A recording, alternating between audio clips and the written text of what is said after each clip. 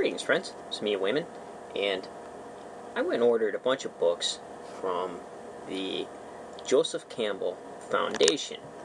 And since his passing, they've been publishing a lot of his lectures and papers that he wrote.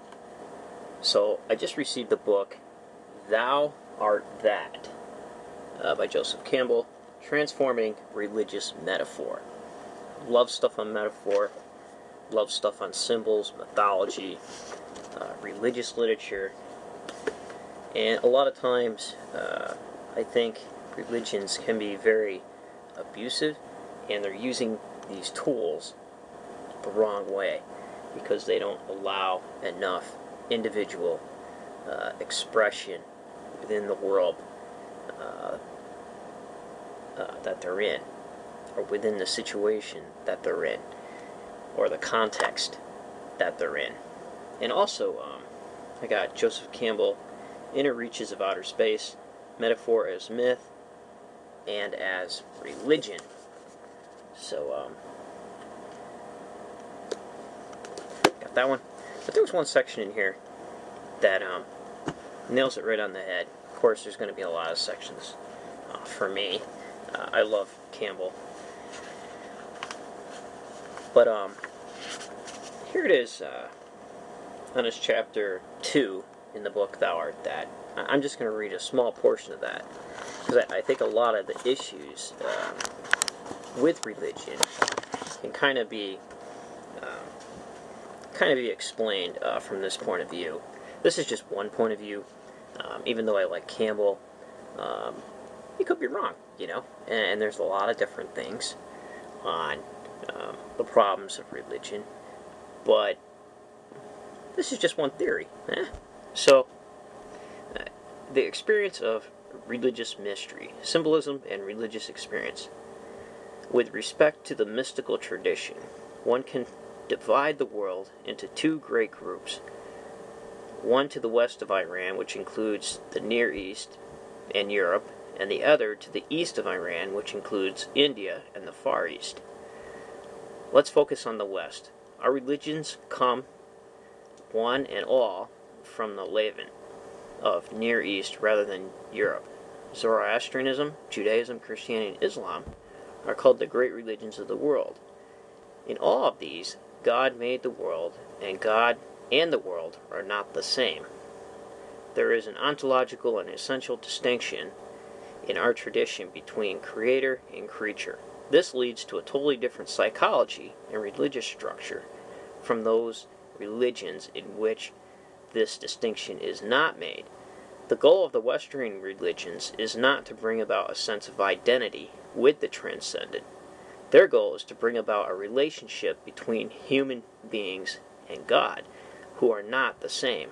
The typical attitude of Levant, of the Near East, from which our religions come, is the submission of human judgment to that power conceived to be God. Turn the page.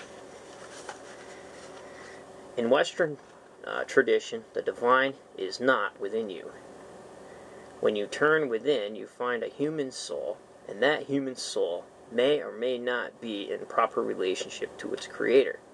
The great world of biblical tradition tells us that nature is corrupt and that the fall took place whether you designate it as original sin or not.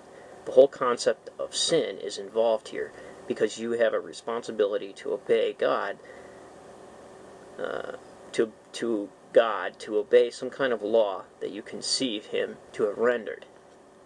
Now, in this tradition, do you get related to God? The relationship is accomplished through institution. This we may term the first mythic disassociation, in that it disassociates the person from the divine principle. The individual can only become associated with the divine through a social institution. A lot of people are complaining about that on YouTube. I can't do this, I can't do that, because it's non-orthodox. Pretty interesting. Thus, in the Jewish tradition, God and His people have a covenant regarding their special relationship. In the Christian tradition, Christ is the center because he is true God and true man. This is regarded as a mystery because of the unity of these two natures. It is no mystery at all in the Orient, where each of us is conceived to be precisely a piece of God. Our Western religious culture is committed to these social groups and their various biblical ecclesiastical claims, which, in the light of modern historical and scientific research, are brought into question.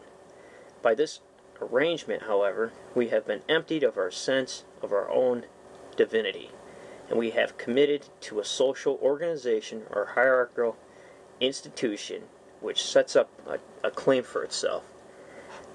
And now that claim itself is in question. This breeds what we term alienation. That is, an individual's sense of estrangement from the religious institution through which we relate to God.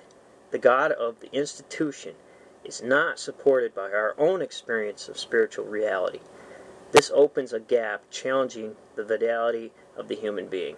The first aim of the mystical is to validate the person's individual human experience. So in essence, the institution of religion can no longer relate to the individual.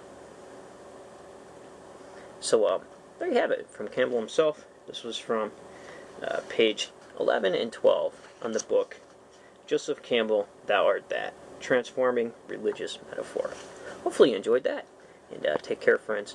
Remember, if everybody's thinking alike, then somebody isn't thinking.